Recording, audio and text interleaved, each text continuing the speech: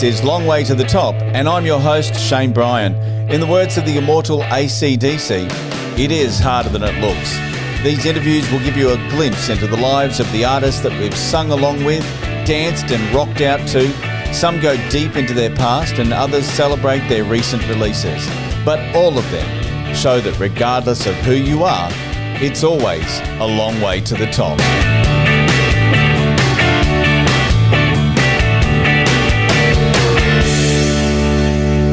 Last year, The Last Stand turned 40. 20th Century turned 40 2 months ago. But Cold Chisel turns 50 in October. And to tell us all about the plans and the big celebration, Ian Moss. Shane, how are you, mate? Nice to be here. Cheers. Oh, look, you know what? This is a massive announcement. I've got to say, I'm glad the band is back together. Yeah, so thank you. As Barnsey said, the band never really wasn't together. I mean, you guys have been brothers for, 50 years, and you will always be brothers. Yeah, true. I mean, there were times, I guess, we thought in '83, we thought it was it, but, one way to rationalise it was time for everyone to have a crack at their own thing, but we always just keep that connection there with Cold Chisel and kind of never say never. Yeah, absolutely. For 50 years, that's a long time for a band to be together. And it's interesting because, other Australian bands like AC/DC celebrated 50 years, and you kind of didn't think that Cold Chisel was around for 50 years, but they have been. Yeah, we have. Yeah, it's interesting. I remember, we started off in Adelaide, of course, formed there, and barely done any shows. I think Jim says I can't even remember doing any shows at all before we decided to follow our band member and principal songwriter, Don Walker, piano player, back to Armidale to hone our craft while he finished off a university degree. And I remember Barnes and I travelling down to Sydney. So we'd probably hitched. We wouldn't have had a car. We'd have driven hitched down there. And my older brother, in fact, was living had this little flat in Cleve, and he had a couple of spare beds or whatever, some kind, and going to see AC/DC, the good old Checkers. Yeah. That was. I don't think they'd been going that long themselves, but the big hit was "Can I Sit Next to You?" Girl. It was pre-Bon Scott days. Yeah. But there was fabulous Malcolm and Angus Young. Angus still in the school uniform thing back with the satchel on the back, even way back then. And those days, brother Malcolm, they used to share guitar solos before. Later years, Malcolm just became absolutely strictly rhythm, but he was a mighty lead guitar player. But so we were going around the same time. And it's interesting because those were the days of the, pub rock. You got a band, you toiled through the pubs and really sort of made your mark, right?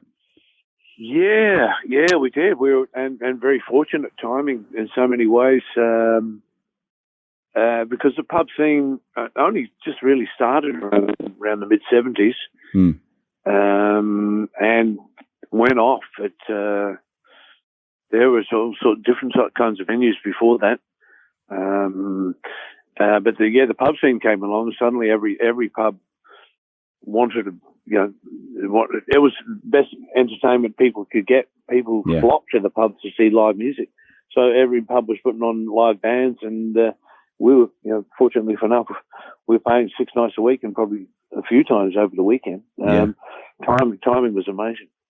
Well, if there was, in those early days, if there was any point that really stood out to you, what would that be? Tough question. All I can say is, right now, off the top of my head, it's probably,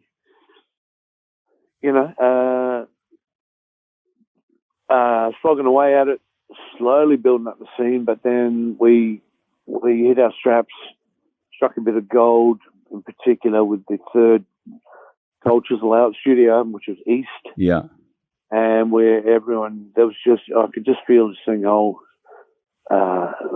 screaming up to another plateau of as band members began to contribute to and not rely completely on Don Walker to do all the songwriting, and Phil Small wrote My Baby, Steve Presswich wrote When the War's Over, and the rest, we started, and that album, it just struck a chord with the Australian public and went through the roof, and then the band just accelerated in its whole professionalism and its playing ability, and we're definitely well on our way then.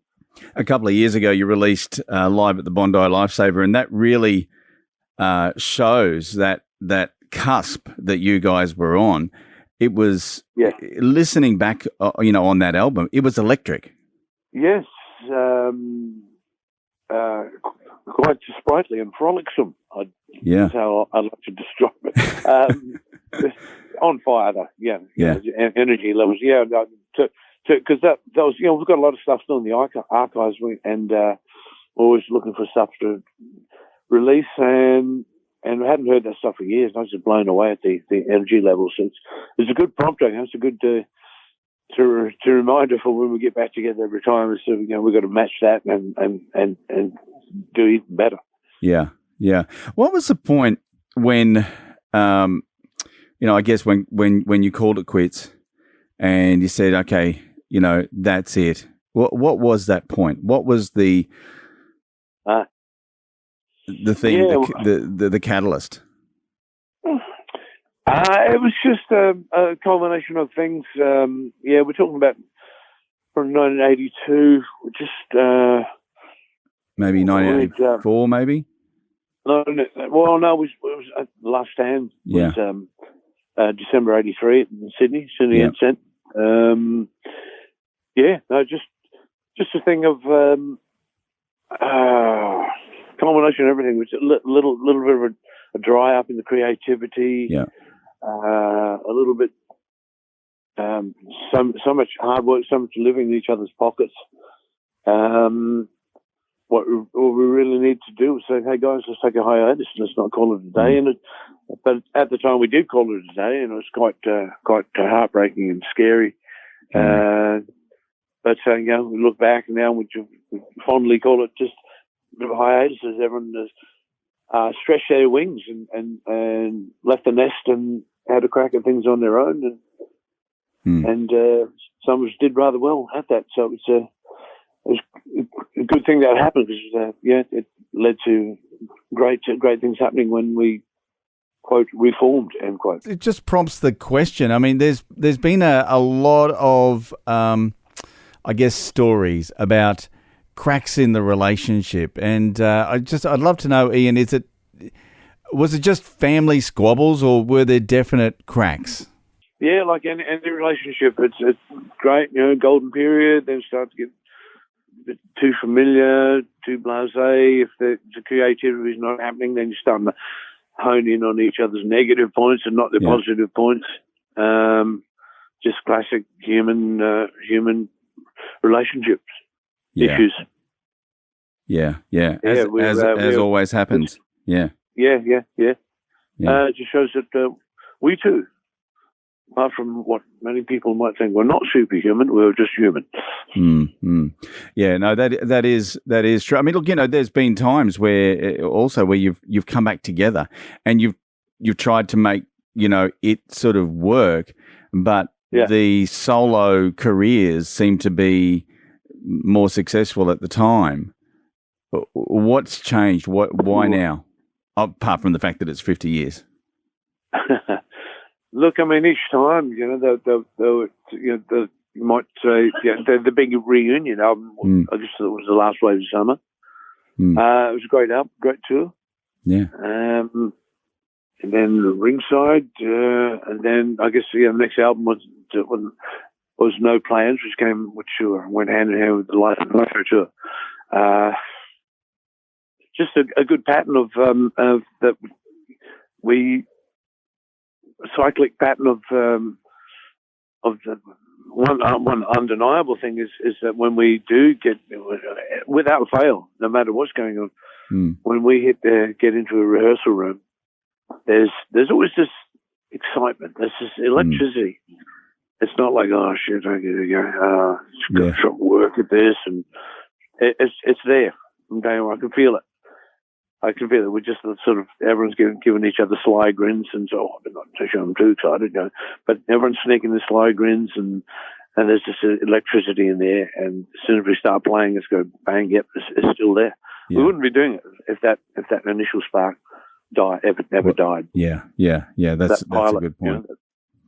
Now, we've got some really exciting news that we haven't talked about yet, and this is the first time that we've even brought this up, but there's something special planned for Cold Chisel's 50th anniversary, the Big 5-0. Correct. Tell us about it. I think we might be talking about a tour. I think we might be talking about a tour. We are, and you're bookending it, start and finish, where it all began. Exactly, yeah. It begins October the 5th at Peterson's Winery in Armidale, where we kind of honed some skills. Yeah. And finishes in Adelaide, November 17th, where we, really, really got up and running and spread our wings from there before heading east. Yeah, and for us folk in Tassie that don't get to see many bands, we're coming down. You're coming to Tassie, Hobart, and so yes, exactly. There's something also with this tour that you're doing that it completely blew me away. Okay, and that is that you're going to do the tour in a big top. Yes. Yeah, a bit of a tip of the hat to the Circus Animals. Yeah. Day, just something, a little point of difference. Playing intense or playing intensely intense for all intents and purposes is something just we really enjoy. We just always seem to some bit more carnival about it. Bit more open and free carny folk. We've become sort of slightly gypsy sort of carny folk, and just feel a little looser and random, and like we control the whole thing, and it's between us and our audience. It's our own private big party. Yeah, fantastic. So it's a specially constructed tent, 10,000 people capacity. So more than that, is it? Well, yeah. It's I don't know if it's going to vary from city to city. It's more like 14 or 15,000. It's taking special construction. They are big mofos. Sensational. Dark mofos. And there's no more dark mofos down here now, unfortunately. Oh, dear. 50 years. There's also an album coming out. It's a double vinyl. It's going to be landing on Father's Day, or just in time for Father's Day, so Friday, 23rd of August. I think there'll be a lot of fathers that will definitely buy that one. Yeah, we're really excited about that album. 50, the big 50, 50th anniversary, gold. Yeah, it's been so long since we've actually seen this, and I think that Australia is going to embrace it like you've never seen. Yeah, well, yes, we haven't even announced this yet, and we're just feeling it. We've mentioned it to a few friends and everything, and it's just what the country needs. Yeah, we're playing all the classics.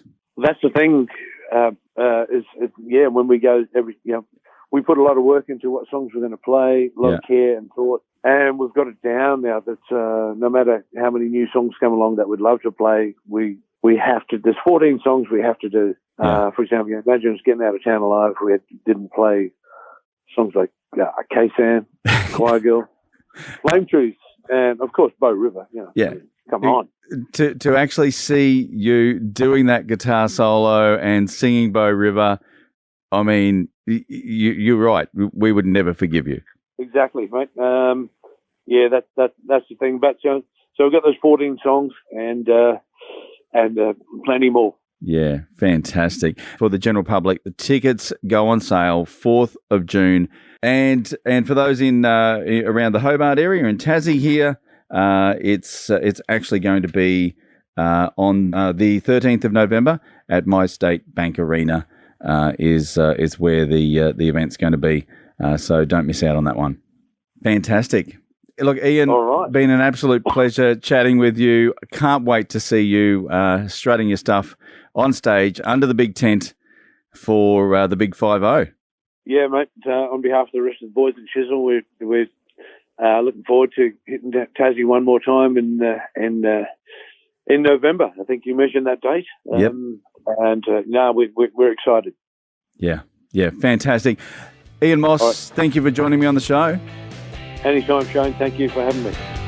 Hit plus or follow to subscribe to the podcast and head over to Facebook at The Long Way to the Top Podcast and give us a like. Keep on rocking and I'll catch you on the next episode of Long Way to the Top.